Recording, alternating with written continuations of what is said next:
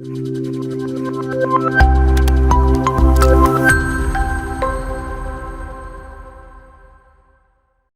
all, welcome to the second part of Unit 1 MVP 002 Food Laws and Standards.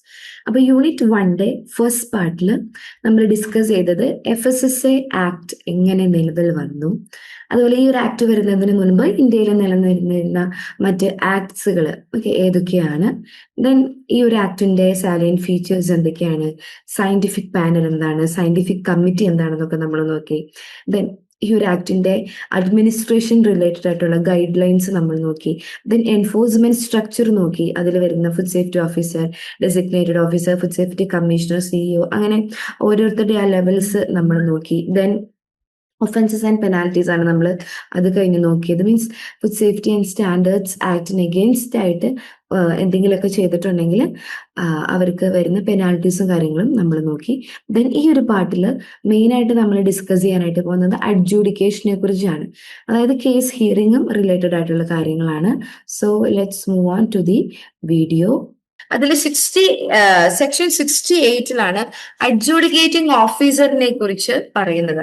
അഡ്ജൂഡിക്കേഷൻ means എന്താ നിങ്ങൾക്ക് അറിയാമെന്ന് വിചാരിക്കുന്നു. Means ഒരു ഒഫൻസ് വന്നാൽ അല്ലെങ്കിൽ ഒരു വീഴ്ച വന്നിട്ടുണ്ടെങ്കിൽ, ഫുഡ് സേഫ്റ്റി സ്റ്റാൻഡേർഡുമായിട്ട് റിലേറ്റഡ് ആയിട്ടുള്ള ഒരു വീഴ്ച വന്നു കഴിയുമ്പം ആ കേസ് ഹിയർ ചെയ്യുക ആൻഡ് എവിഡൻസ് ചെക്ക് ചെയ്തിട്ട് ആ കേസുമായിട്ട് ബന്ധപ്പെട്ടിട്ടുള്ള ബാക്കി കാര്യങ്ങൾ, അതായത് ഡിസിഷൻ എടുക്കേണ്ടത് അഡ്ജുഡിക്കേറ്റിംഗ് ഓഫീസറിന്റെ ഡ്യൂട്ടിയാണ്.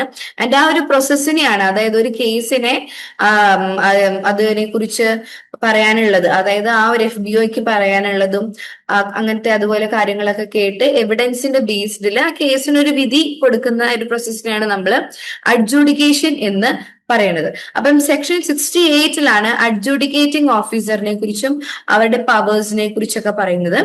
അഡ്ജുഡിക്കേറ്റിംഗ് ഓഫീസറിനെ അപ്പോയിന്റ് ചെയ്യുന്നത് സ്റ്റേറ്റ് ഗവൺമെന്റ് ആയിരിക്കണം. ആൻഡ് ഈ അഡ്ജുഡിക്കേറ്റിംഗ് ഓഫീസറിന്റെ റാങ്ക് അഡീഷണൽ ഡിസ്ട്രിക്ട് മജിസ്ട്രേറ്റിനേക്കാളും ലോവർ ആവാനായിട്ട് പാടില്ല. It should not be below rank of additional district magistrate. And adjudicating ഓഫീസറിനുള്ള കുറച്ച് പവേഴ്സും നമ്മൾ ഈ ഒരു സ്ലൈഡിൽ ഇൻക്ലൂഡ് ചെയ്തിട്ടുണ്ട്. സിവിൽ കോർട്ടിന്റെ പവർ തന്നെയായിരിക്കും അഡ്ജുഡിക്കേറ്റിംഗ് ഓഫീസറിനുള്ളത്. സിവിൽ കോർട്ട് എന്ന് പറഞ്ഞിട്ടുണ്ടെങ്കിൽ എന്താ, ക്രിമിനൽ കേസുകളല്ലാത്ത മറ്റ് റിലേറ്റഡ് ആയിട്ട് ഡിസ്പ്യൂട്ടുകൾ അല്ലെങ്കിൽ ഫാമിലി പ്രോബ്ലംസ് അങ്ങനെ മറ്റ് ഡിസ്പ്യൂട്ട് കാര്യങ്ങളൊക്കെ ഹാൻഡിൽ ചെയ്യുന്ന കോർട്ടിനെയാണ് നമ്മൾ സിവിൽ കോർട്ട് എന്ന് പറയുന്നത്. ആൻഡ് ക്രിമിനൽ കോർട്ട് ജുറിസ്ഡിക്ഷൻ ഈ ഒരു അഡ്ജുഡിക്കേറ്റിംഗ് ഓഫീസറിന് കുറവായിരിക്കും. അതായത് കൂടുതലും സിവിൽ കോർട്ടിനുള്ള പവേഴ്സ് ആയിരിക്കും ഈ അഡ്ജുഡിക്കേറ്റിംഗ് ഓഫീസറിന്. അതായത് FSS ആക്ടിന്റെ സെക്ഷൻ 88 പ്രകാരം അഡ്ജുഡിക്കേറ്റിംഗ് ഓഫീസറിന് സിവിൽ കോർട്ടിന്റെ പവർ ആയിരിക്കും കൂടുതലായിട്ട് വരുന്നത്. ആൻഡ് ഓൾസോ ഇവര് എന്തൊക്കെ കാര്യങ്ങളായിരിക്കും ഈ അഡ്ജുഡിക്കേറ്റിംഗ് ഓഫീസർ എൻക്വയർ ചെയ്യുന്നതെന്നാണ്. അതായത് ഫുഡിൽ വരുന്ന മിസ് ബ്രാൻഡിങ്, അതായത് തെറ്റായ രീതിയിൽ ആളുകളെ ഫുഡിനെ കുറിച്ച് ഇൻഫോം ചെയ്യുക, സബ്സ്റ്റാൻഡേർഡ് ആയിട്ടുള്ള ഫുഡ് കൊടുക്കുക, അതായത് ക്വാളിറ്റി കുറഞ്ഞ അല്ലെങ്കിൽ ഫുഡിൽ ഒരിക്കലും യൂസ് ചെയ്യാനായിട്ടുള്ള പെർമിറ്റഡ് അല്ലാത്ത അല്ലെങ്കിൽ അതിനുള്ള ക്വാളിറ്റി ഇല്ലാത്ത സാധനങ്ങൾ യൂസ് ചെയ്ത് ഫുഡ് മാനുഫാക്ചർ ചെയ്യുന്നത്, അതുപോലെ ഫുഡിൽ പെർമിറ്റഡ് അല്ലാത്ത മറ്റ് എക്സ്ട്രേനിയസ് മാറ്റർ ആഡ് ചെയ്യുക. നമ്മൾ കണ്ടിട്ടുണ്ടാവില്ലേ, ഈ അരിയിൽ കുറെ കല്ല്, പഞ്ചസാരയിൽ അതിലൊക്കെ ഇങ്ങനെ കുറെ അൺവാണ്ടഡ് ആയിട്ടുള്ള എക്സ്ട്രേനിയസ് മാറ്റർ ഒക്കെ പ്രസന്റ് ആകുന്നത് നമ്മൾ കേട്ടിട്ടുണ്ടായിരിക്കും. അപ്പം ഇങ്ങനത്തെ റിലേറ്റഡ് ആയിട്ടുള്ള കേസുകളൊക്കെ കേൾക്കുന്നത് അഡ്ജുഡിക്കേറ്റിംഗ് ഓഫീസറിന്റെ റെസ്പോൺസിബിലിറ്റി ആണ്. ആൻഡ് അത് കേട്ടിട്ട് അതിന്റെ എവിഡൻസിന്റെ ബേസിൽ ഒരു വിധി പറയണം. അത് തന്നെയാണ് അഡ്ജുഡിക്കേറ്റിംഗ് ഓഫീസർ. അതായത് ഒരു ലീഗൽ ഡിസിഷൻ അല്ലെങ്കിൽ ലീഗൽ ജഡ്ജ്മെന്റ് ചെയ്യുന്ന ആളാണ് അഡ്ജുഡിക്കേറ്റിംഗ് ഓഫീസർ. ആൻഡ് ഓൾസോ ഈ adjudicating officer should notice and allow representation before they give the penalty. അതായത് ഒരു വിധി പ്രസ്താവിക്കുന്നതിന് മുമ്പ് അത് റിലേറ്റഡ് ആയിട്ടുള്ള എവിഡൻസ് തീർച്ചയായിട്ടും ഉണ്ടായിരിക്കണം.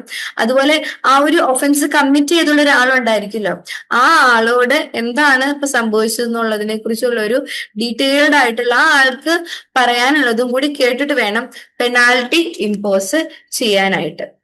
ദെൻ സെക്ഷൻ 17 വരുന്ന വേറെ ഒരു കാര്യമാണ് appellate tribunal. Okay, appellate tribunal വരുന്നത് സെക്ഷൻ 17 ആയിരിക്കും. അതായത് adjudicating, means they hear appeals against the adjudicating officer. Appeal എന്ന് പറഞ്ഞാൽ എന്താണ് നിങ്ങൾക്ക് അറിയാലോ. അപ്പൊ അഡ്ജുഡിക്കേറ്റിംഗ് ഓഫീസർ ഒരു വിധി പ്രസ്താവിച്ചു ആൻഡ് ആ വിധിക്കെതിരെ ഇപ്പൊ മിക്കവാറും ആ കേസിൽ പെട്ടിട്ടുള്ള ആൾക്ക് എന്തെങ്കിലും ഒരു അപ്പീലിന് പോകണം എന്നുണ്ടെങ്കിൽ അത് കേൾക്കാനായിട്ട് ഇരിക്കുന്നത് അപ്പലേറ്റ് ട്രിബ്യൂണൽ ആയിരിക്കും. ആൻഡ് ഈ അപ്പലേറ്റ് ട്രിബ്യൂണലില് ഇതിന് ഇൻചാർജ് ആയിട്ടുള്ള ആളാണ് പ്രിസൈഡിംഗ് ഓഫീസർ. ഓക്കെ, ആ ഒരാൾക്ക് ആ ഒരു പൊസിഷനിൽ വരുന്ന സമയത്ത് മിനിമം 65 years ഓഫ് ഏജ് ഉണ്ടാവണം എന്നൊക്കെ ഉണ്ട്. അതേപോലെ ഡിസ്ട്രിക്ട് ലെവലിലുള്ള ഒരു ജഡ്ജ് ആയിരിക്കണം. ആൻഡ് അപ്പീൽ ഉണ്ടെങ്കിൽ, അതായത് അഡ്ജുഡിക്കേറ്റിംഗ് ഓഫീസർ മുമ്പോട്ട് വെക്കുന്ന ഒരു ഡിസിഷൻ അല്ലെങ്കിൽ ആ ഒരു ജഡ്ജ്മെന്റിന് അഗെയിൻസ്റ്റ് ആയിട്ട് ആർക്കെങ്കിലും ഒരു അപ്പീൽ ഉണ്ടെങ്കിൽ ആ വിധി പ്രസ്താവിച്ച തീയതി മുതൽ 30 ദിവസങ്ങൾക്കുള്ളിൽ, ഓക്കെ, വിതിൻ 30 days നമ്മൾ ഈ അപ്പീല് ഈ അപ്പലേറ്റ് ട്രിബ്യൂണലിന്റെ മുൻപാകെ നമ്മൾ സബ്മിറ്റ് ചെയ്തിട്ടുണ്ടായിരിക്കണം. സ്പെഷ്യൽ കോർട്ട്, ഓക്കെ, അഡ്ജുഡിക്കേഷന്റെ തന്നെ കണ്ടിന്യൂവേഷൻ ആണ് സ്പെഷ്യൽ കോർട്ട്. സ്പെഷ്യൽ കോർട്ട് വരുന്നത് സെക്ഷൻ 74-ലാണ്. ഓക്കെ, സെക്ഷൻ 74-ല് പറയുന്നത് സ്പെഷ്യൽ കോർട്ടിനെ കുറിച്ചാണ്. മീൻസ് എന്തെങ്കിലും സീരിയസ് ആയിട്ടുള്ള ഇഞ്ചുറി അല്ലെങ്കിൽ ഡെത്ത് ഒരു ഫുഡ് കൺസ്യൂം ചെയ്ത് ഒരാൾക്ക് വന്നു കഴിഞ്ഞാൽ അത് കേൾക്കാൻ വേണ്ടി സെൻട്രൽ ഗവൺമെന്റ് അല്ലെങ്കിൽ സ്റ്റേറ്റ് ഗവൺമെന്റ് കോൺസ്റ്റിറ്റ്യൂട്ട് ചെയ്യുന്ന സെറ്റ് ചെയ്യുന്ന കോർട്ടിനെയാണ് സ്പെഷ്യൽ കോർട്ട് എന്ന് പറയുന്നത്. And once again, it comes under section 74. അതായത് 3 വർഷത്തിൽ കൂടുതൽ പണിഷ്മെന്റ് ഒക്കെ വരുന്ന കേസസുകൾ ഉണ്ടല്ലോ, മീൻസ് ആ ഒരു സ്കോപ്പുള്ള കേസസുകളൊക്കെ സ്പെഷ്യൽ കോർട്ടിലായിരിക്കും അതിന്റെ ജഡ്ജ്മെന്റും ഹിയറിംഗ് ഒക്കെ വരുന്നത്. ആൻഡ് നമ്മൾ നേരത്തെ പറഞ്ഞു, അഡ്ജുഡിക്കേറ്റിംഗ് ഓഫീസർ ഒരു വിധി പ്രസ്താവിച്ചതിന് ശേഷം അപ്പീൽ ഉണ്ടെങ്കിൽ വിതിൻ 30 days അപ്പലേറ്റ് ട്രിബ്യൂണലിന്റെ മുൻപാകെ ആയിരിക്കണം നമ്മൾ ആ ഒരു അപ്പീൽ സബ്മിറ്റ് ചെയ്യേണ്ടത്. പക്ഷേ സ്പെഷ്യൽ കോർട്ട് ആണ് ഒരു ജഡ്ജ്മെന്റ് അല്ലെങ്കിൽ ഒരു ഡിസിഷൻ മേക്ക് ചെയ്യുന്നെന്നുണ്ടെങ്കിൽ അതിന് എഗെയിൻസ്റ്റ് ആയിട്ട് നമുക്കൊരു അപ്പീൽ ഉണ്ടെങ്കിൽ വിതിൻ 45 days, ആ വിധി വന്ന് 45 daysനുള്ളിൽ നമ്മൾ ഹൈക്കോർട്ടിൽ ഡയറക്റ്റ് ആയിട്ടായിരിക്കും അപ്പീല് സബ്മിറ്റ് ചെയ്യുന്നത്. അതാണ് സ്പെഷ്യൽ കോർട്ട്. ദെൻ അടുത്ത ഒരു ആസ്പെക്ട് ആണ് അല്ലെങ്കിൽ അടുത്തൊരു സെക്ഷൻ ആണ് സെക്ഷൻ 73. സെക്ഷൻ 73-ൽ പറയുന്നത് സമ്മറി ട്രയലിനെ കുറിച്ചാണ്. സമ്മറി ട്രയൽ, അതായത് സെക്ഷൻ 73-ൽ പറയുന്നത് സമ്മറി ട്രയൽ എന്ന് പറഞ്ഞിട്ടുണ്ടെങ്കിൽ judicial magistrate, okay, first class judicial magistrate അല്ലെങ്കിൽ മെട്രോപൊളിറ്റൻ മജിസ്ട്രേറ്റ്, ആ ഒരു ലെവലിലുള്ളവര് സ്പെഷ്യൽ കോർട്ടില് ട്രയൽ ചെയ്യാൻ പറ്റാത്ത ചില കേസസ് ഉണ്ട് അല്ലെങ്കിൽ ചില ഒഫൻസസ് ഉണ്ടായിരിക്കും. അവർ കേൾക്കുന്നതിനെയാണ്, മീൻസ് അങ്ങനത്തെ കേസസിനെയാണ് സമ്മറി ട്രയൽ എന്ന് പറയുന്നത്. വൺസ് അഗെയിൻ, സ്പെഷ്യൽ കോർട്ടില് കേൾക്കില്ലാത്ത അല്ലെങ്കിൽ സ്പെഷ്യൽ കോർട്ടിൽ വെച്ച് ട്രയൽസ് നടത്താൻ പറ്റില്ലാത്ത മാക്സിമം 1 year വരെയൊക്കെ അതിന്റെ ആ ഒരു ഇംപ്രിസൺമെന്റും അല്ലെങ്കിൽ അതിന്റെ പെനാൽറ്റി കാര്യങ്ങളൊക്കെ വരുന്നുള്ളൂ. അപ്പം മാക്സിമം 1 year ഒക്കെ വരുള്ളൂ. അപ്പൊ അങ്ങനത്തെ ആ പെറ്റി കേസസ് ഹാൻഡിൽ ചെയ്യാനായിട്ടുള്ള ഒരു മെത്തേഡ് ഓഫ് ട്രയൽ ആണ് സമ്മറി ട്രയൽ. ആൻഡ് ഇത് ഹാൻഡിൽ ചെയ്യുന്നത് ജുഡീഷ്യൽ മജിസ്ട്രേറ്റ് ഫസ്റ്റ് ക്ലാസ്സോ അല്ലെങ്കിൽ മെട്രോപൊളിറ്റൻ മജിസ്ട്രേറ്റോ ആയിരിക്കും. ഇവിടെ മെയിനായിട്ട് ശ്രദ്ധിക്കേണ്ട കാര്യം സെക്ഷൻ 73-ലാണ് വരുന്നത്. ആൻഡ് സമ്മറി ട്രയലില് മാക്സിമം 1 year വരെയുള്ള ഇംപ്രിസൺമെന്റ് കാര്യങ്ങൾ വരെയുള്ള ഒഫൻസസ് ആണ് നമ്മൾ ഇവിടെ ഹാൻഡിൽ ചെയ്യുന്നത്. Then civil courts are barred from entertaining matters under FSSA jurisdiction. അത് വേറൊന്നുമല്ല, FSSA ആക്ട് പ്രകാരം ഫുഡ് സേഫ്റ്റി സ്റ്റാൻഡേർഡ്സ് റിലേറ്റഡ് ആയിട്ടുള്ള കാര്യങ്ങൾ സിവിൽ കോർട്ട്സിൽ ഹിയർ ചെയ്യാറുണ്ട്. സെപ്പറേറ്റ് കോർട്ടിൽ വെച്ചായിരിക്കും അതിന്റെ ട്രയലും കാര്യങ്ങളൊക്കെ വരുന്നത്. ഓക്കെ, അപ്പം അഡ്ജുഡിക്കേഷൻ ക്ലിയർ ആയി എന്ന് വിചാരിക്കുന്നു. കേസ് കേട്ട് അതിന് വിധി പറയുന്നതിനെയാണ് അഡ്ജുഡിക്കേഷൻ എന്ന് പറയുന്നത്. FSS ആക്ടിന്റെ സെക്ഷൻ 68-ലാണ് അഡ്ജുഡിക്കേറ്റിംഗ് ഓഫീസറിനെ കുറിച്ച് പറയുന്നത്. അഡ്ജുഡിക്കേറ്റിംഗ് ഓഫീസർ ആയി സെൻട്രൽ ഗവൺമെന്റ് അല്ലെങ്കിൽ സ്റ്റേറ്റ് ഗവൺമെന്റ് അപ്പോയിന്റ് ചെയ്യുന്ന ആളുടെ rank it should not be below the rank of additional district magistrate. And civil കോർട്ടിന്റെ പവേഴ്സ് തന്നെയായിരിക്കും അഡ്ജുഡിക്കേറ്റിംഗ് ഓഫീസറിനും ഉണ്ടാവുക. ഫുഡ് റിലേറ്റഡ് ആയിട്ടുള്ള മിസ് ബ്രാൻഡിങ്, സബ്സ്റ്റാൻഡേർഡ് ഫുഡ്, അതുപോലെ ഫുഡിൽ മറ്റ് എക്സ്ട്രേനിയസ് മാറ്റർ ഒക്കെ ഉണ്ടാവുമ്പോഴാണ് നോർമലി ഈ കേസും കാര്യങ്ങളൊക്കെ വരുന്നത്. ദെൻ അപ്പലേറ്റ് ട്രിബ്യൂണൽ നമ്മൾ നോക്കി, അത് വരുന്നത് സെക്ഷൻ 70-യിലാണ്. അതായത് അഡ്ജുഡിക്കേറ്റിംഗ് ഓഫീസർ പറയുന്ന ഡിസിഷനിൽ എന്തെങ്കിലും അപ്പീൽ ഉണ്ടെങ്കിൽ വിതിൻ 30 days നമ്മൾ ഈ അപ്പലേറ്റ് ട്രിബ്യൂണലിന്റെ പ്രിസൈഡിംഗ് ഓഫീസറിന് നമ്മൾ അപ്പീൽസ് സബ്മിറ്റ് ചെയ്തിട്ടുണ്ടായിരിക്കണം. ദെൻ സ്പെഷ്യൽ കോർട്സ് വരുന്നത് സെക്ഷൻ 74-ലാണ്. ഗ്രീവിയസ് ആയിട്ടുള്ള ഇഞ്ചുറി അല്ലെങ്കിൽ ഡെപ്ത് ഒരു ഫുഡ് കഴിച്ചു വന്നിട്ട് ഒരു ഫുഡ് കൺസ്യൂം ചെയ്തത് കൊണ്ട് വന്നാൽ അത്തരത്തിലുള്ള സീരിയസ് ആയിട്ടുള്ള കേസുകളെ ഡീൽ ചെയ്യാനായിട്ട് സെൻട്രൽ അല്ലെങ്കിൽ സ്റ്റേറ്റ് ഗവൺമെന്റ് കോൺസ്റ്റിറ്റ്യൂട്ട് ചെയ്തിട്ടുള്ളതാണ് സ്പെഷ്യൽ കോർട്ട്. അതായത് ഈ ഒരു കേസിൽ ഡെത്ത് സംഭവിച്ചിട്ടുണ്ടായിരിക്കും, അല്ലെങ്കിൽ ഗ്രീവിയസ് ആയിട്ടുള്ള ഹെൽത്ത് ഇഞ്ചുറി വന്നിട്ടുണ്ടായിരിക്കും. ആൻഡ് ഓൾസോ ഇതിന്റെ പണിഷ്മെന്റ് 3 ഇയറിൽ കൂടുതലൊക്കെ വരാനായിട്ടുള്ള ചാൻസ് ഉണ്ടായിരിക്കും. ആൻഡ് സ്പെഷ്യൽ കോർട്ടിന് എഗെയിൻസ്റ്റ് നമുക്ക് അപ്പീൽ കൊടുക്കാനുണ്ടെങ്കിൽ വിതിൻ 45 days അത് ഡയറക്റ്റ് ആയിട്ട് ഹൈക്കോർട്ടിൽ വേണം സബ്മിറ്റ് ചെയ്യാനായിട്ട്. സമ്മറി ട്രയൽ നമ്മൾ നോക്കി സെക്ഷൻ 73-ലാണ് വരുന്നത്. ഇത് മെയിൻ ആയിട്ടും മാക്സിമം 1 year അല്ലെങ്കിൽ 1 year ബിലോ ഉള്ള വരുന്ന ഇംപ്രിസൺമെന്റ് കാര്യങ്ങളൊക്കെ കേൾക്കാനായിട്ടുള്ള ഒരു ക്വിക്ക് ട്രയൽ പ്രോസസ്സാണ് ഈ ഒരു സമ്മറി ട്രയലിൽ വരുന്നത്. കുറച്ചും കൂടി പെറ്റി കേസ് ഒക്കെ ആയതുകൊണ്ട് കുറച്ചും കൂടി വേഗം അതിന്റെ ഹിയറിങ്ങും കാര്യങ്ങളൊക്കെ വേഗം കഴിയും. ഓക്കെ, സോ ഈ ഒരു യൂണിറ്റ് നമുക്കൊന്ന് സമപ്പ് ചെയ്യാം. FSSA ആക്ടിനെ കുറിച്ചാണ് നമ്മൾ പറഞ്ഞത്.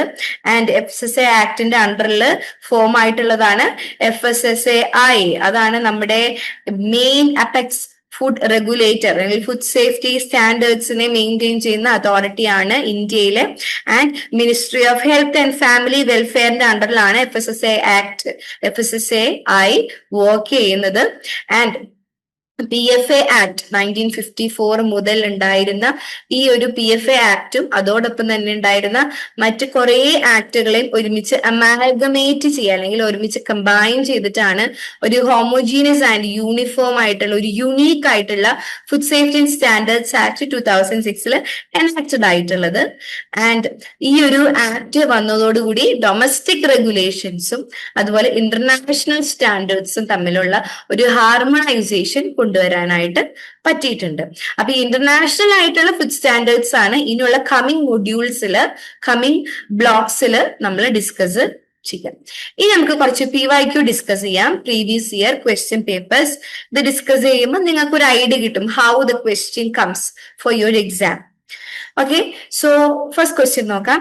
Explain the general principles of food safety under section 18 of FSS Act 2006. ഈ ഒരു ടോപ്പിക് നമ്മൾ പഠിച്ചത് ജനറൽ പ്രിൻസിപ്പിൾസ് അല്ലെങ്കിൽ ഗൈഡ് ലൈൻസ് ഫോർ അഡ്മിനിസ്ട്രേഷൻ എന്നൊരു ടോപ്പിക്കാണ് നമ്മൾ പഠിച്ചത്. ഈ ഒരു ക്വസ്റ്റ്യൻ ജൂൺ 2022 അതുപോലെ ജൂൺ 2024 ടേം ആൻഡ് എക്സാംസിൽ ചോദിച്ചിട്ടുള്ള ക്വസ്റ്റ്യൻ ആണ്.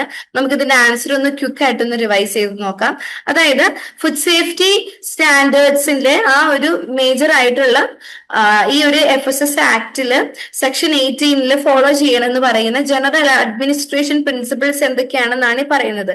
എന്തൊക്കെയായിരുന്നു? ഹ്യൂമൻ ലൈഫിനെ പ്രൊട്ടക്ട് ചെയ്യണം, കൺസ്യൂമേഴ്സിന്റെ ഇൻട്രസ്റ്റും പ്രൊട്ടക്ട് ചെയ്യണം, ഫെയർ ആയിട്ടുള്ള രീതിയിൽ വേണം ഫുഡ് ട്രേഡിംഗ് ചെയ്യാനായിട്ട്, ഫാമേഴ്സിന്റെ ഇൻട്രസ്റ്റ് പ്രൊട്ടക്ട് ചെയ്യണം, റിസ്ക് അനാലിസിസ് അല്ലെങ്കിൽ റിസ്കുകൾ വന്നിട്ടുണ്ടെങ്കിൽ അതിനെ എങ്ങനെ ഇംപ്ലിമെന്റ് ചെയ്യും, അതുപോലെ ട്രാൻസ്പെറന്റ് ആയിട്ട് എങ്ങനെ പബ്ലിക്കിനെ കൺസൾട്ട് ചെയ്യും, ദെൻ ഓൾസോ ഇന്റർനാഷണൽ സ്റ്റാൻഡേർഡ്സിനെ എങ്ങനെ നമുക്ക് കൺസിഡർ ചെയ്യാം. ഇത്രയും കാര്യങ്ങളാണ് മേജർ ആയിട്ടും സെക്ഷൻ 18 ഫുഡ് സേഫ്റ്റി പ്രിൻസിപ്പിൾസ് അല്ലെങ്കിൽ ജനറൽ പ്രിൻസിപ്പിൾസ് ആയിട്ട് മെൻഷൻ ചെയ്യുന്നത്. നെക്സ്റ്റ് ക്വസ്റ്റ്യൻ നോക്കാം.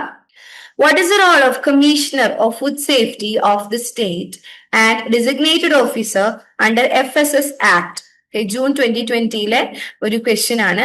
കമ്മീഷണർ, അതായത് food safety commissioner, state food safety കമ്മീഷണറും അതുപോലെ ഡെസിഗ്നേറ്റഡ് ഓഫീസറിന്റെയും റോൾ എന്താണ്? FSS ആക്ടിൽ വരുന്ന മെയിൻ റോൾ എന്താണെന്നാണ്.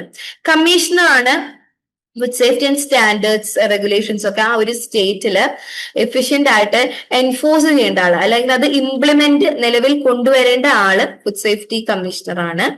ദെൻ ഓൾസോ ഫുഡ് ഇൻസ്റ്റിറ്റ്യൂഷൻസ് അല്ലെങ്കിൽ ഫുഡ് മാനുഫാക്ചറിങ് ചെയ്യുന്ന യൂണിറ്റ്സ് ഒക്കെ പോയി വിസിറ്റ് ചെയ്തിട്ട് അവിടുത്തെ എന്തെങ്കിലും ഇഷ്യൂ തോന്നുവാണെന്നുണ്ടെങ്കിൽ അതിന്റെ മാനുഫാക്ചറിങ്ങോ സ്റ്റോറേജോ ഡിസ്ട്രിബ്യൂഷനോ സെയിലോ ഒക്കെ ഒരു വർഷം വരെ ഒരൊറ്റ വിസിറ്റിൽ തന്നെ അത് പ്രൊഹിബിറ്റ് ചെയ്യാനായിട്ടുള്ള പവർ ഉള്ള ആളാണ് സ്റ്റേറ്റ് ഫുഡ് സേഫ്റ്റി കമ്മീഷണർ. അതുപോലെ ഫുഡ് ഇൻഡസ്ട്രീസിൽ സർവേസും ടെസ്റ്റുകളൊക്കെ നടത്തിയിട്ട് ഈ കമ്പനീസ് എല്ലാം ഫുഡ് സേഫ്റ്റി സ്റ്റാൻഡേർഡ്സ് ഫോളോ ചെയ്യുന്നുണ്ടോ നോക്കുക. ദെൻ കമ്മീഷണറുടെ അണ്ടറിൽ വർക്ക് ചെയ്യുന്ന designated officer, food safety officer, lab analyst, ഇവരുടെ എല്ലാം ഫുഡ് സേഫ്റ്റി അഡ്മിനിസ്ട്രേഷൻ എല്ലാം ഇഫക്റ്റീവ് ആയിട്ട് പോകുന്നില്ലേ എന്ന് ഉറപ്പുവരുത്താം. ഇതൊക്കെയാണ് മേജർ ആയിട്ടുള്ള ഫുഡ് സേഫ്റ്റി കമ്മീഷണറുടെ റെസ്പോൺസിബിലിറ്റീസ്. ഇനി നമുക്ക് ഡെസിഗ്നേറ്റഡ് ഓഫീസറിന്റെ റെസ്പോൺസിബിലിറ്റി നോക്കുകയാണെങ്കിൽ മെയിൻ ആയിട്ടും ഫുഡ് ബിസിനസ് ഓപ്പറേറ്റർ ചെയ്യുന്ന കാര്യങ്ങൾ എന്തെങ്കിലും ഒരു വിട്ടുവീഴ്ച നിങ്ങൾക്ക് തോന്നുകയാണെങ്കിൽ, എന്തെങ്കിലും ഒരു ഇഷ്യൂ അവിടെ ഉണ്ടെന്ന് തോന്നിയിട്ടുണ്ടെങ്കിൽ ഒന്നെങ്കിൽ ലൈസൻസ് നമ്മൾ ക്യാൻസൽ ചെയ്യുക അല്ലെങ്കിൽ സസ്പെൻഡ് ചെയ്യുക, അതേപോലെ പുതിയ ലൈസൻസുകൾ ഇഷ്യൂ ചെയ്യുക. ഇതൊക്കെയാണ് മെയിൻ ആയിട്ടും ഡെസിഗ്നേറ്റഡ് ഓഫീസറിന്റെ റെസ്പോൺസിബിലിറ്റീസ് വരുന്നത്. അതുപോലെ നമ്മളിപ്പം സാമ്പിൾസ് ഒക്കെ ടെസ്റ്റിങ്ങിനായിട്ടൊക്കെ അയക്കുകയാണെങ്കിൽ ആ റിപ്പോർട്ടുകളെല്ലാം ഫുഡ് സേഫ്റ്റി ഓഫീസറിൽ നിന്ന് റിസീവ് ചെയ്തിട്ട് അതിനെ അനലൈസ് ചെയ്ത് ഹയർ അതോറിറ്റിയിലേക്ക് അതിന്റെ റിപ്പോർട്ട് സബ്മിറ്റ് ചെയ്യേണ്ടത് designated ഓഫീസറിന്റെ റെസ്പോൺസിബിലിറ്റിയാണ്. Then question number 3, what are the responsibilities of scientific panel at FSSAI? ഇത് ഡിസംബർ 2020ലെയും ജൂൺ 2023ലെയും PYQ ക്വസ്റ്റ്യൻ ആണ്. സയന്റിഫിക് പാനൽ നമ്മൾ കഴിഞ്ഞ ദിവസം പഠിച്ചിരുന്നു അല്ലെ, മീൻസ് കഴിഞ്ഞ വീഡിയോയിൽ ഡിസ്കസ് ചെയ്തിരുന്നു. സയന്റിഫിക് പാനലിനെ കുറിച്ച് ഡിസ്കസ് ചെയ്തു. അപ്പൊ ഈ സയന്റിഫിക് പാനലിന്റെ ഫംഗ്ഷൻ എന്തൊക്കെയാണെന്നാണ് മെയിൻ ആയിട്ടും സയന്റിഫിക് ആയിട്ടുള്ള അഡ്വൈസുകൾ കൊടുക്കുക അല്ലെ. ഫുഡ് സേഫ്റ്റി ആൻഡ് സ്റ്റാൻഡേർഡ്സിൽ വേണ്ട സയന്റിഫിക് ആയിട്ടുള്ള അഡ്വൈസസ് കൊടുക്കുക, ഫുഡ് സ്റ്റാൻഡേർഡ്സ് ഡെവലപ്പ് ചെയ്യാനും അതുപോലെ റെഗുലേഷൻസ് എല്ലാം ടൈം ടു ടൈം അല്ലെ, കാലം മാറുന്നതനുസരിച്ച് റിവൈസ് ചെയ്യുക, പുതിയതൊക്കെ സെറ്റ് ചെയ്യുക, ഡെവലപ്പ് ചെയ്യുക. ഇതും സയന്റിഫിക് പാനലിന്റെ റെസ്പോൺസിബിലിറ്റി ആണ്. അതുപോലെ സയന്റിഫിക് റിപ്പോർട്ട്സ് ഇത് എല്ലാ കാര്യങ്ങൾക്കും പ്രൊവൈഡ് ചെയ്തിട്ട് അത് സയന്റിഫിക് കമ്മിറ്റിയുമായിട്ട് ഡിസ്കസ് ചെയ്യേണ്ടതും അവ ഒപ്പീനിയൻസ് ഒക്കെ കൊടുക്കേണ്ടതും സയന്റിഫിക് പാനലിന്റെ റെസ്പോൺസിബിലിറ്റി ആണ്. Then question number 4, what are the responsibilities of FSO? ഇത് ഡിസംബർ 2020ലെയും 2022 ആൻഡ് ജൂൺ 2023 വന്നിട്ടുള്ള ക്വസ്റ്റ്യൻ ആണ്. FSOയുടെ റെസ്പോൺസിബിലിറ്റി എന്താണെന്നുള്ളത്. FSO എന്ന് കേൾക്കുമ്പോൾ ആദ്യം തന്നെ നിങ്ങൾ മനസ്സിലേക്ക് കൊണ്ടുവരേണ്ട കാര്യം ഇൻസ്പെക്ഷൻ അല്ല. നമ്മളിപ്പോ സിനിമയിലൊക്കെ കണ്ടിട്ടായിരിക്കും ഫുഡ് സേഫ്റ്റി ഓഫീസർ ഓരോ റെസ്റ്റോറൻറ്റ്സിലും ഫുഡ് മാനുഫാക്ചറിംഗ് യൂണിറ്റ്സിലൊക്കെ പോയിട്ട് അവരവിടെ ചെന്ന് ഇൻസ്പെക്ട് ചെയ്യുന്നത്. അപ്പം ഫസ്റ്റ് ആൻഡ് ഫോർമോസ്റ്റ് ആയിട്ടുള്ളത് ഇൻസ്പെക്ഷൻ ആണ്. And manufacturing unit, food store ചെയ്യുന്ന ഏരിയാസ്, ഫുഡ് ട്രാൻസ്പോർട്ട് ചെയ്യുന്ന വെഹിക്കിള്, ഫുഡ് ഔട്ട്ലെറ്റ്സ് എല്ലാം ഇൻസ്പെക്ട് ചെയ്തിട്ട് അവിടുത്തെ ഫുഡ് സേഫ്റ്റി സ്റ്റാൻഡേർഡ്സ് എൻഷുർ ചെയ്യുക. ആൻഡ് ഫുഡ് പ്രൊഡക്ട്സിന്റെ സാമ്പിൾസ് നമുക്ക് ആവശ്യമെന്ന് തോന്നുകയാണെന്നുണ്ടെങ്കിൽ അത് കളക്ട് ചെയ്തിട്ട് രജിസ്റ്റേർഡ് ആയിട്ടുള്ള ലബോറട്ടറീസിലേക്ക് ഇതിനെ അനാലിസിസിനായിട്ട് കൊണ്ടുപോകുക. ദെൻ FBO ഓക്കെ, അതായത് ഫുഡ് ബിസിനസ് ഓപ്പറേറ്റേഴ്സ് ഫുഡ് ഹൈജീനും സേഫ്റ്റിയും ലൈസൻസിങ് കാര്യങ്ങളൊക്കെ വെരിഫൈ ചെയ്യുന്നില്ലെന്ന് ഉറപ്പുവരുത്തുക. ദെൻ ഇൻസ്പെക്ഷന്റെ റിപ്പോർട്ട്സ് പ്രിപ്പയർ ചെയ്തിട്ട് അത് ഈ FSOയുടെ തൊട്ട് മേലുള്ള അതോറിറ്റി അതായത് ഡെസിഗ്നേറ്റഡ് ഓഫീസറിന് സബ്മിറ്റ് ചെയ്യാം. അപ്പം ഇത്രയും കാര്യങ്ങളാണ് ഇന്നത്തെ ഈ ഒരു വീഡിയോയിൽ ഞാൻ ഡിസ്കസ് ചെയ്യാനായിട്ട് പ്ലാൻ ചെയ്തത്. സോ നമ്മുടെ മൊഡ്യൂൾ യൂണിറ്റ് 1 അതായത് ഫുഡ് സേഫ്റ്റി ആൻഡ് സ്റ്റാൻഡേർഡ്സ് ആക്ടിന്റെ ഒരു ഫസ്റ്റ് യൂണിറ്റ് നമ്മുടെ കംപ്ലീറ്റ് ആയിട്ടുണ്ട്. നമ്മൾ ഈ ഒരു യൂണിറ്റിൽ FSSAIയുടെ അതുപോലെ FSSAയുടെ മേജർ ആയിട്ടുള്ള ഫീച്ചേഴ്സും എൻഫോഴ്സ്മെന്റ് ജനറൽ പ്രിൻസിപ്പിൾസും പ്രിയാമ്പിൾ, ദെൻ മേജർ ഒഫൻസസും അതിന് വരുന്ന പെനാൽറ്റീസും ആൻഡ് നമ്മൾ നോക്കിയത് അഡ്ജുഡിക്കേഷൻ പ്രോസസ്. ഇത്രയും കാര്യങ്ങളാണ് ഈ ഒരു യൂണിറ്റിൽ നമ്മൾ ഡിസ്കസ് ചെയ്തത്. എല്ലാവർക്കും ക്ലിയർ ആയെന്ന് വിചാരിക്കുന്നു. And thank you. See you all in the next video. Thank U.